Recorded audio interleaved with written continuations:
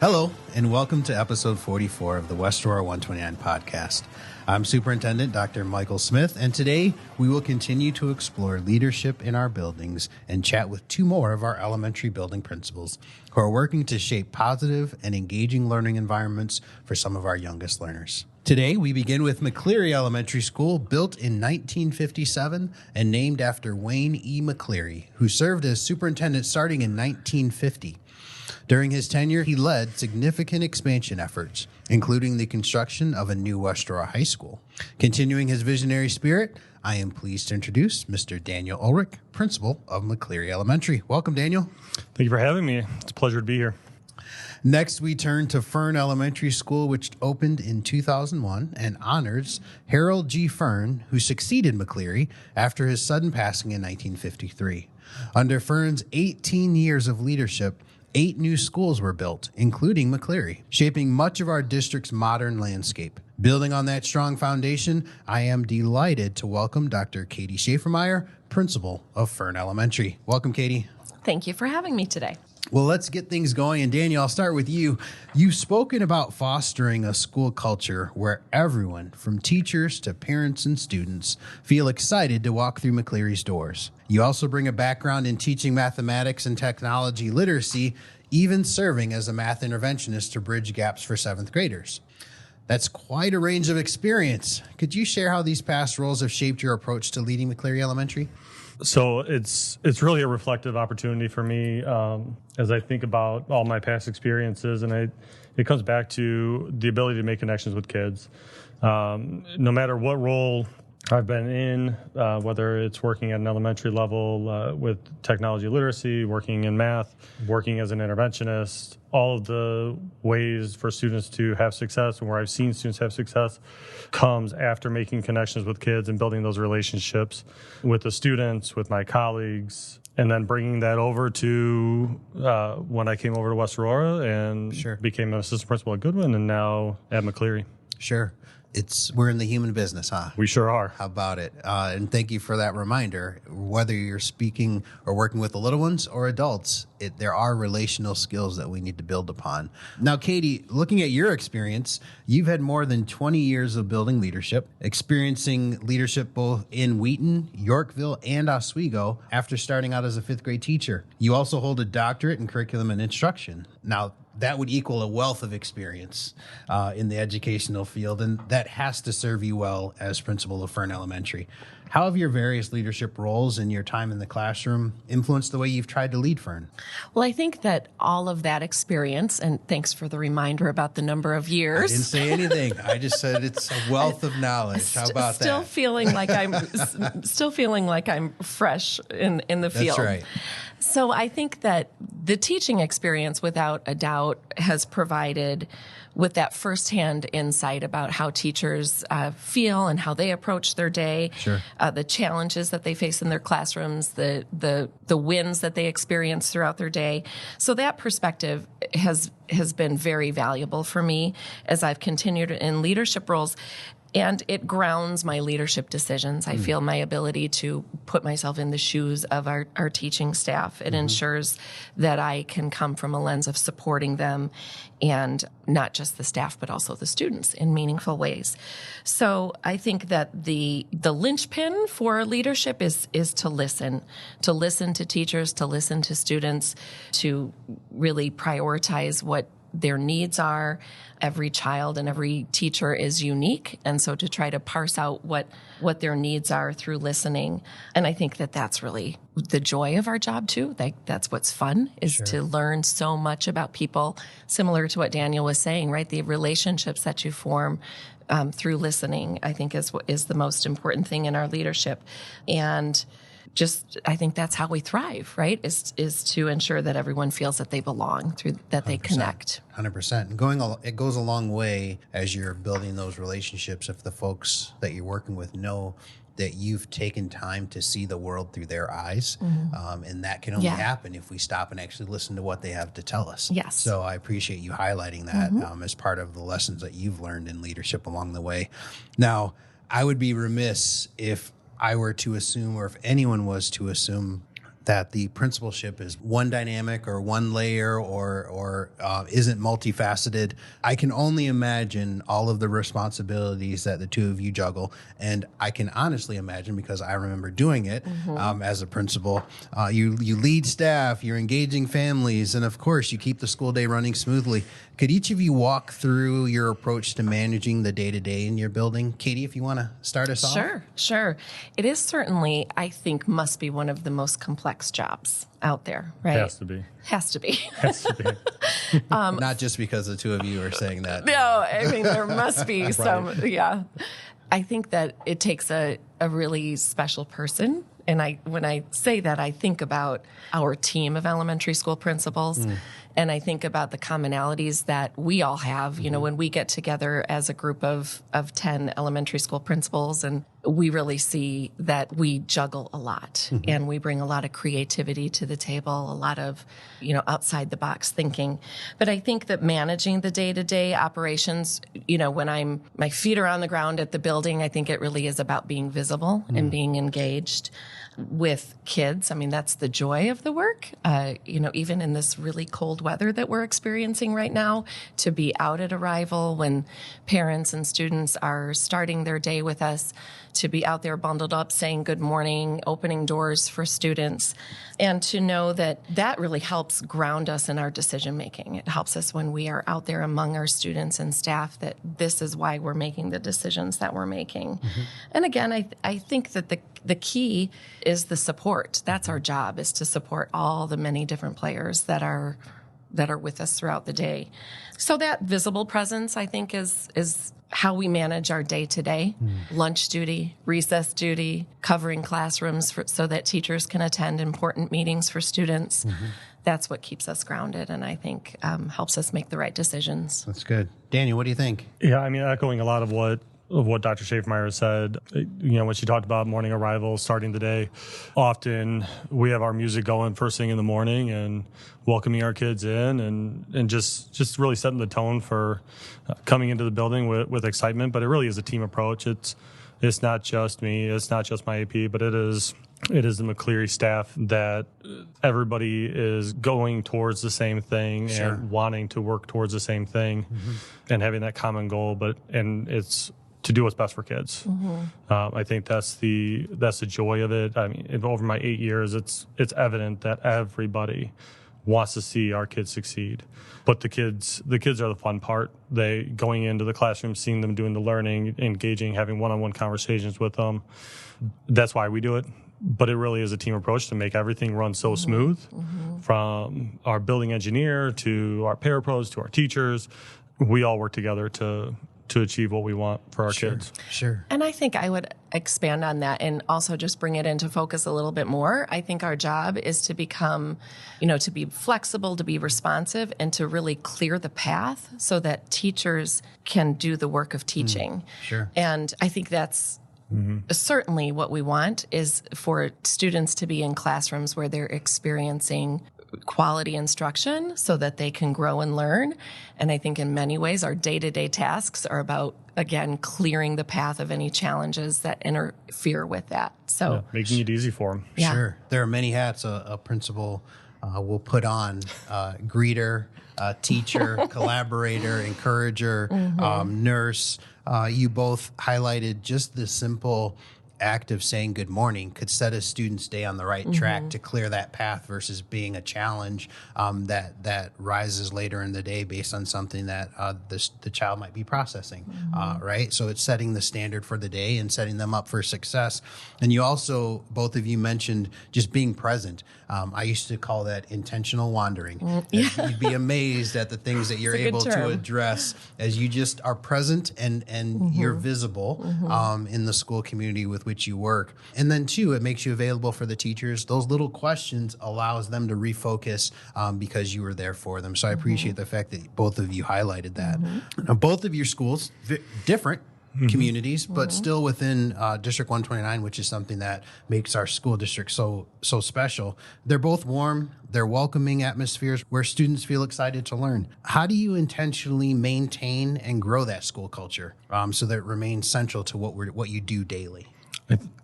I think for us at McCleery, that was one of my goals, and every year that's one of my goals is to make sure that McCleery is a place where students want to be, where they're coming back and they want to be there each and every day, but also our teachers want to be there each and every day, and so creating that climate of welcomeness, of family where we're all together and we're all going to the same place. Building the relationships with kids, I think it starts there.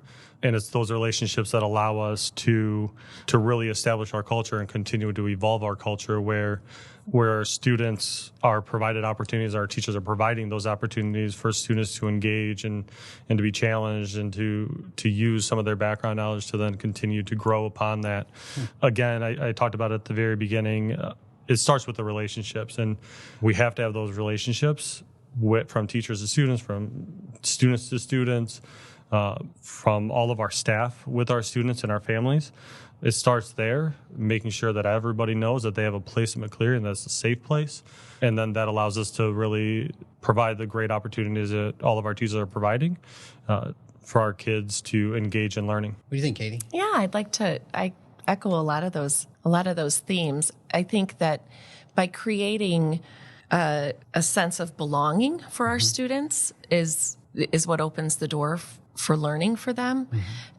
It is all about the students, but we can't achieve that if we don't start with the adults that are working with, right? So there isn't one that's greater than the other. It's just about, it's sort of like what came first, the chicken or the egg. I think it does start with our staff and the community that we build. Our work as principals is bringing adults together to do the work for students. And one thing that we love to do as principals is develop a culture of shared decision making with our adults so that they have some say in how the building culture, the building climate is impacting student learning. And everybody feels valued as part of that shared decision making. I think that's an important component, valuing what teachers bring to the table. There are so many minds at the table, and that just makes for a really powerful experience for students. Yeah. And I would be remiss if I didn't say that the families are just an essential part of that too. I always view it as those three pieces, the school staff, the children, and the families, and all of those pieces working together. That's the community, right? That's the whole community of the school. And Daniel, you mentioned the word evolving. It's never the same day twice in a school. It's pretty much never the same hour twice in a school. And so just to be looking for feedback. How do you know that students are happy and that they're available for learning? How do you know that teachers are feeling effective with their instruction? I think taking that feedback and adjusting what we're doing to create that sense of community is important. And what I heard both of you describing is what we call in the business ownership. We all have a piece. We are a piece of the puzzle, and we all carry a weight together that would be too much on our own, which is why we seek to make the connections, build the relationships with those that we work with in order to do this thing called educating kids, right? It is very powerful when it all comes together. And speaking of coming together, this next question I have for the both of you is just real quick. In your time as principals, have you seen that light bulb go off? Can you think of a time where that happened? Or have you seen where a teacher just designed something that was awesome? We don't have all day, but just a quick little nugget to brag on something that you've seen in your schools.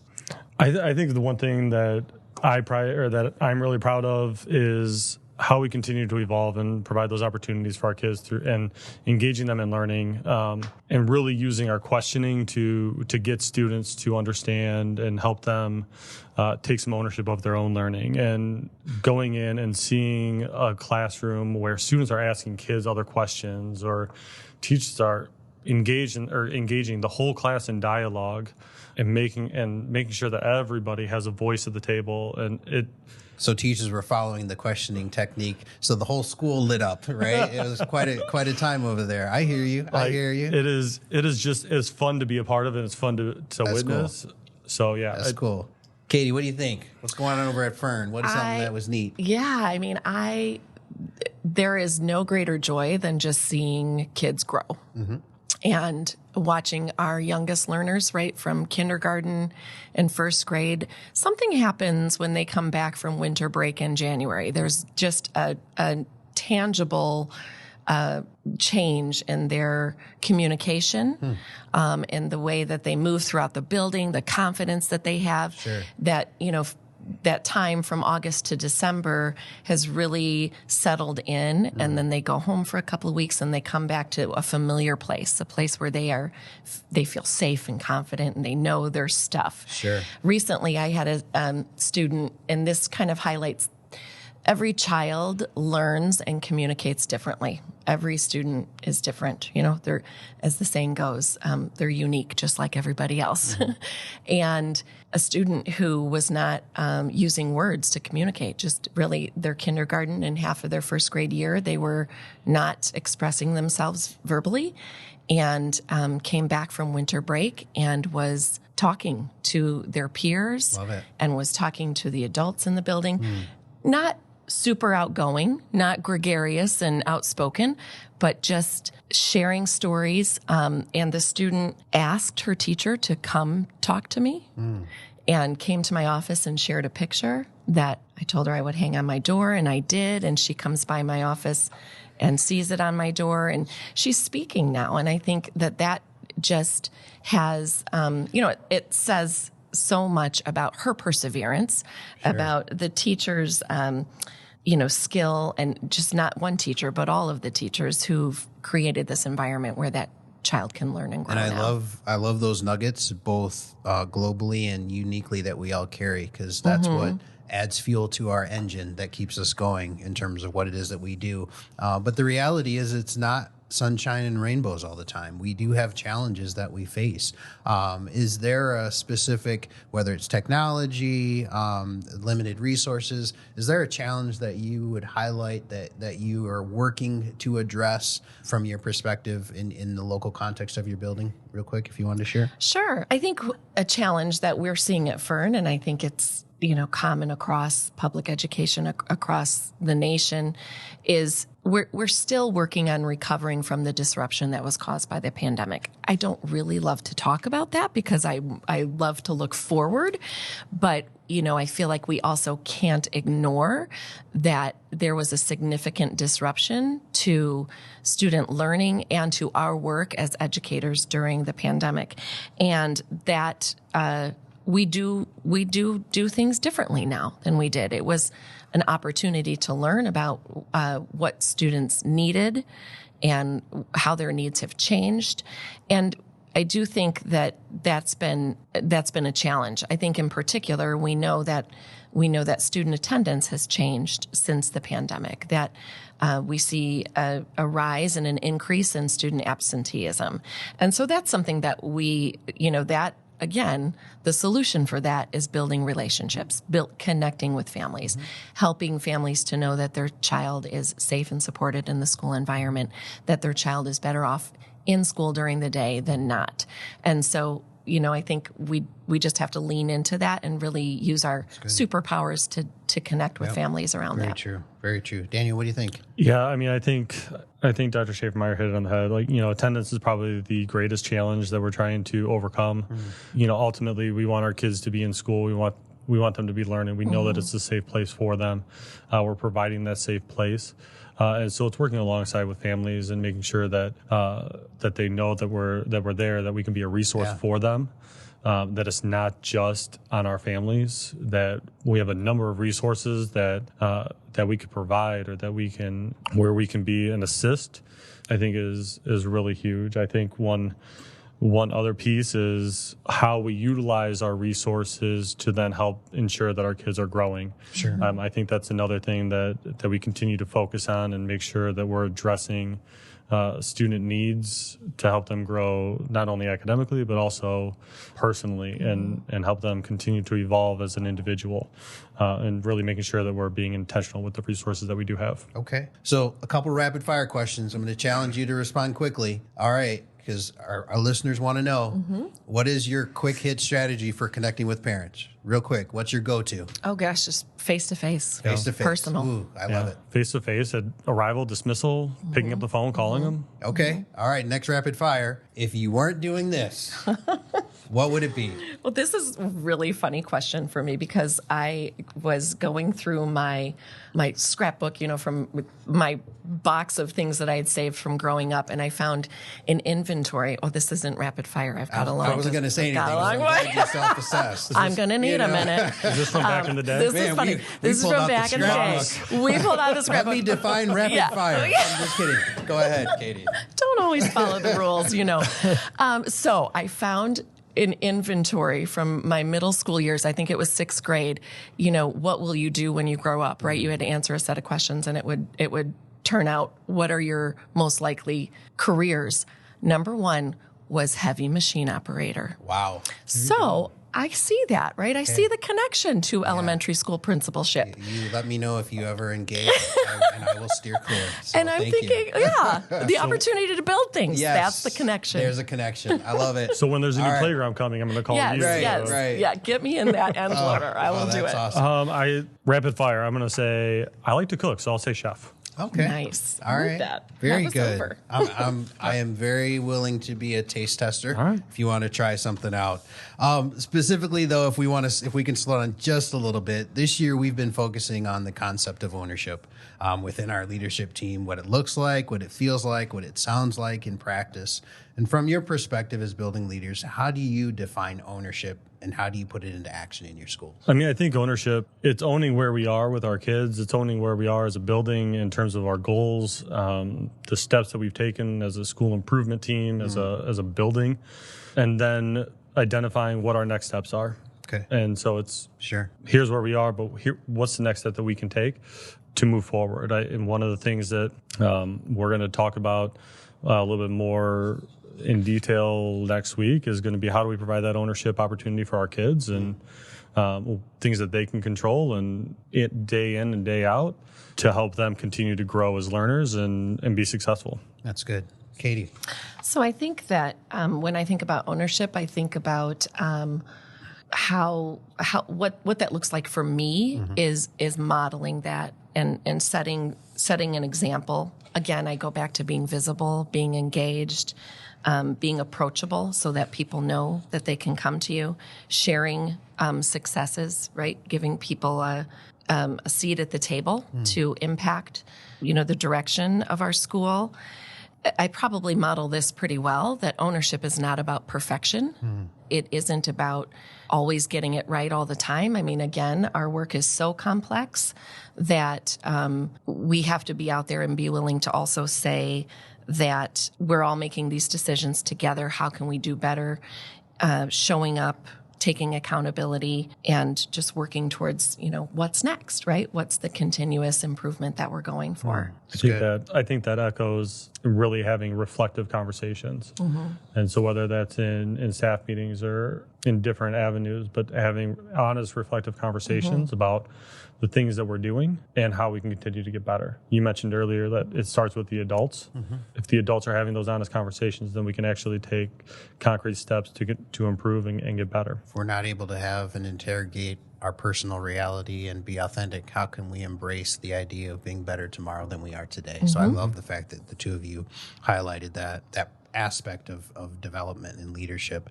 But before we wrap up, I'm going to give you 30 seconds. Do I need to define the boundary very clearly? I love to talk.